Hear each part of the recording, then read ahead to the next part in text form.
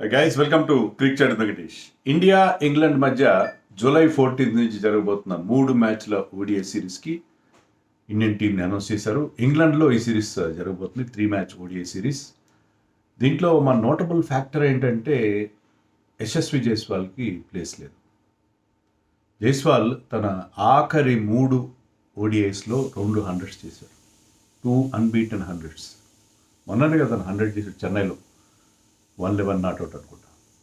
అంతకుముందు వైజాగ్లో లాస్ట్ డిసెంబర్లో ఆడినప్పుడు అప్పుడు కూడా అన్బీటెన్ 100 చేశాడు అగైన్స్ సౌత్ ఆఫ్రికా. 3 మ్యాచ్లు ఆడితే అతను 3 మ్యాచ్ల్లో 2 100s ఉన్నాయి. ఓవరాల్గా అతను ఆడిన 6 ఓడిఐస్లో 2 100s ఉన్నాయి, యావరేజ్ 72 ఉంది. కానీ అతనికి అవకాశం ఇవ్వలేదు.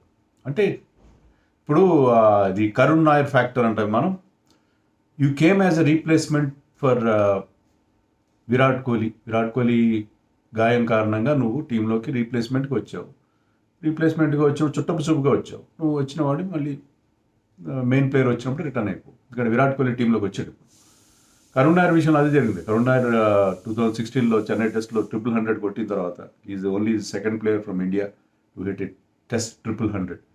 కానీ ఎప్పుడైతే రహానే మళ్ళీ ఫిట్ అయ్యాడో, రహానే టీంలోకి అంటే 11లోకి వచ్చాడు. Karun Nair was there in the squad but 11లో లేడు. సో అదే లాజిక్ ఇక్కడ సెలెక్టర్స్ అప్లై చేస్తున్నారు అని అనుకుంటున్నాను. అది కరెక్ట్ కాదు కదా ఒక ప్లేయర్ని, ఎందుకంటే Jaiswal is an important player, చాలా చాలా మంచి యంగ్స్టర్. అతని మీద మీరు ఇన్వెస్ట్ చేయాలి. హీఈస్ ప్లేయింగ్ ఓన్లీ 1 ఫార్మాట్, ఒకే ఒక ఫార్మాట్ ఆడుతున్నాడు అతను. టెస్ట్ మ్యాచ్లు మాత్రం ఆడుతున్నాడు. Is becoming another Cheteshwar Pujara అయిపోతున్నాడు. ఇది కరెక్టా? He can play in all 3 formats. ఎట్లా అతనికి T20స్లో ఛాన్స్ లేదు. అక్కడ అభిషేక్ శర్మ, సంజు శాంసన్ ఉన్నారు, ఇషాన్ కిషన్ కూడా ఓపెనింగ్ చేయగలడు, వైభవ్ సూర్యవంశీ వచ్చాడు. సో అతనికి T20స్లో ఎలాంటి అవకాశం లేదు, ఎంత బాగా పర్ఫామ్ చేసినా అవకాశం లేదు. 1 డేస్లో ఈజ్ డూయింగ్ వెల్, 2 100s చేశాడు, చాలా ఇంప్రెసివ్గా అతను ఆడుతున్నాడు. ఏ ఫార్మాట్లోనే ఆడగలడు. Is one of the rare Indian players who can play in all 3 formats. అన్నిట్లో ఆడించమని అనట్లేదు, T20స్లో అతనికి అవకాశం ఏమాత్రం లేదు. 1 డేస్లో కూడా ఆడించండి, ఎందుకంటే ఒకటే ఫార్మాట్లో ఆడే ప్లేయర్కి ఎప్పుడైనా ఇబ్బంది ఉంటుంది, అతనికి ఆ ప్రెషర్ ఉంటుంది, తర్వాత గ్యాప్స్ వచ్చేస్తాయి, లాంగ్ గ్యాప్స్ వస్తాయి. సో ఒకే ఫార్మాట్ ఎందుకు ఆడిస్తారు ఒక ప్లేయర్ని? వివిఎస్ లక్ష్మణ్ టైం నుంచి కూడా players are suffering playing just 1 format. వాళ్ళ మీద ప్రెషర్ ఉంటుంది. ఒక ఫార్మాట్ ఈ టెస్ట్ మ్యాచ్లో ఫెయిల్ అయితే ఆ భవిష్యత్తు ఏంటి అన్నట్టు. సో ఇండియన్ టీమ్ ఆ ఎకో సిస్టంలో భాగంగా ఉండాలి. ఈజ్ అన్ ఇంపార్టెంట్ మెంబర్, మనకు ఓపెనర్గా, టెస్ట్ మ్యాచ్లో ఓపెనర్గా ఇంపార్టెంట్ మెంబర్ అతను. ఓకే, నేను ఒప్పుకుంటాను, ఒక వాటే ఒప్పుకుంటానంటే అతను టీంలో ఉంటే రోహిత్ శర్మ కాస్త ఇన్సెక్యూర్గా ఫీల్ కావచ్చు, no doubt. Already Ishan Kishan ఉన్నాడు టీంలో. ఇషాన్ కిషన్ టీంలో ఉన్నప్పుడు he could be our 3rd opener, agreed, ఒప్పుకుంటాను. కానీ అతనికి పర్ఫార్మెన్స్ని రివార్డ్ చేయండి. ప్రతిసారి పెట్టమంటలేదు ఇంగ్లాండ్ టూర్కి, ఎందుకంటే మొన్ననే 100 కొట్టాడు కదా. 100 కొట్టిన తర్వాత అతని టీంలో డంప్ చేస్తే ఏ విధంగా కరెక్ట్ అది? మీరు అన్న 15 ప్లేయర్సే అలో చేస్తారు ఇంగ్లాండ్ వాళ్ళు, హోస్ట్ నేషన్ వీళ్ళు అలో ఓన్లీ 15 ప్లేయర్స్కి అక్కడ ప్రొవిజన్ ఉంది, 16th ప్లేయర్కి లేదు. చాలా సందర్భాల్లో అడిషనల్ ప్లేయర్ని మనం టీంలో యాడ్ చేసిన ప్రెసిడెంట్స్ చాలా ఉన్నాయి. ఆ ఖర్చు బీసీసీఐ పెట్టుకుంటుంది. బీసీసీఐకి ఆ మాత్రం ఖర్చు పెట్టుకోలేదా? ఎన్నో సందర్భాలు యాడ్ చేశారు, మీరు ఎక్స్ట్రా ప్లేయర్ని యాడ్ చేశారు. ఆస్ట్రేలియా నుంచి వాళ్ళు వెళ్ళినప్పుడు ఇంకా ఎక్కువ మంది స్క్వాడ్లో పెట్టుకుని వెళ్తున్నారు. ఎందుకంటే ఎక్స్ట్రా ప్లేయర్ని యాడ్ చేయండి, పర్లేదు. మీకు ఐసీసీ టోర్నమెంట్స్, వరల్డ్ కప్ లాంటి ఆడినప్పుడు 15 అంటే 15 ఉండాలి. ఇక్కడ you can have 16 players, why not? 16th ప్లేయర్గా ఉంచండి, అతను 11లో కన్సిడర్ చేయకండి, టీంతో పాటు ఉంచండి. అతని మీద ఆ కాన్ఫిడెన్స్ ఇవ్వండి. అతనికి you are very much in the scheme of things, మా రాడార్లో ఉన్నావు నువ్వు అని ఒక కాన్ఫిడెన్స్ ఇవ్వండి. Yashasvi Jaiswal is such a good player. అతను ఒక్క ఫార్మాట్కి పరిమితం చేయడం నాకు ఈ విధంగా, అంటే కొన్ని కారణాలు ఉన్నాయి, నేను దాన్ని పూర్తిగా అన్జస్టిఫైడ్ అని అంటలేదు నేను. కానీ ఒక చిన్న ఎలవెన్స్, ఒక చిన్న కన్సెషన్ తీసుకుని అతన్ని టీంలో పెట్టాల్సిన, అతని కోసం ఒక ప్రొవిజన్ కల్పించడం పెద్ద సమస్య ఏం కాదు. Where there is a will there is a way అని నా అభిప్రాయం. దీని గురించి మీరు ఏమంటున్నా నాకు కామెంట్స్ చెప్పండి. ఇంకా స్క్వాడ్ విషయంలో మిగతా విషయాలు చూస్తే Virat Kohli is back, Bumrah is back, Axar Patel is back. ఇది ఆల్మోస్ట్ మనకేంటంటే నెక్స్ట్ ఇయర్ మనం 1 డే వరల్డ్ కప్ కోసం వెళ్ళడానికి ఇప్పుడున్న పరిస్థితుల్లో మన దగ్గర ఉన్న స్క్వాడ్లో ఉన్న ప్లేయర్స్ అందరూ ఉన్నారు. వరుణ్ చక్రవర్తి ఇంజరీ వల్ల లేడు, వరుణ్ చక్రవర్తి కూడా ఉంటాడు లేకపోతే. So most of the team ఉన్నారు. సిరాజ్ కూడా లేడు. సిరాజ్ కూడా ఇదే ప్రాబ్లం? సిరాజ్ ఉండాలి కదా టీంలో. సిరాజ్ ఎందుకు ఇంగ్లాండ్లో మీరు they have selected Prasidh Krishna, Harshit Rana, Gurnoor Brar, వీళ్ళందరూ కూడా hitting the deck type bowlers. ఇంగ్లాండ్లో సరే వన్డే సిరీస్లో పెద్దగా బాల్ స్వింగ్ అవ్వదు, ఓకే అగ్రీడ్. కానీ సడన్గా అక్కడ మబ్బులు కమ్మినాయి అనుకోండి, ఇంగ్లాండ్లో ఎప్పుడు వర్షం వస్తుంది, బాల్ స్వింగ్ అవుతుంది. సిరాజ్ లాంటి ఒక బౌలర్ ఉంటే బాగుంటుంది. అలాగే with Harshdeep Singh who can swing the ball with swing the new ball. Siraj కాకుండా అందరూ హిట్టింగ్ ద డెక్ బౌలర్స్ ఎందుకు పెట్టారు నాకు అర్థం. ముందుగా మీ టీం చెప్తాను, తర్వాత మనం మిగతా విషయాలు మాట్లాడతాం. టీంలో శుభ్మన్ గిల్ కెప్టెన్, రోహిత్ శర్మ, విరాట్ కోహ్లీ. విరాట్ కోహ్లీ ఏంటంటే సబ్జెక్ట్ టు ఫిట్నెస్ అని ఇచ్చారు.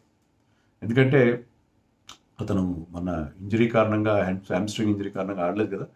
So subject to fitness Virat Kohli టీంలోకి వస్తున్నాడు. Shreyas Iyer vice captain, KL Rahul wicket keeper, Ishan Kishan wicket keeper, Nitish Kumar Reddy ఉన్నాడు, వాషింగ్టన్ సుందర్, అక్షర్ పటేల్, కుల్దీప్ యాదవ్, జస్ప్రీత్ బుమ్రా, ప్రసిద్ధ్ కృష్ణ, హర్షిత్ రాణా, హర్షదీప్ సింగ్, గుర్నూర్ బ్రార్. ఎవరు మిస్ అయ్యారంటే మీకు బుమ్రా ప్రిన్స్ యాదవ్ ప్లేస్లో వచ్చాడు, అక్షర్ పటేల్ హర్ష్ దుబే ప్లేస్లో వచ్చాడు, అలాగే యశస్వి ప్లేస్లో విరాట్ కోహ్లీ వచ్చాడు. సో లాస్ట్ ఆఫ్ఘనిస్తాన్తో ఆడిన లాస్ట్ వన్డే టీంతో పోలిస్తే ఈ ముగ్గురు కొత్తగా టీంలో యాడ్ అయ్యారు. Gurnoor Brar definitely very very impressive. So అతని సెలెక్షన్ 100% కరెక్ట్. ప్రిన్స్ యాదవ్ ఎందుకునో అంత ఆశనీయ స్థాయిలో పర్ఫామ్ చేయలేదు. అవకాశాలు వస్తే వన్డే టీం, T20 టీంలో కూడా ఉన్నాడు, అక్కడ అతను బాగా ఆడే అవకాశం ఉంది.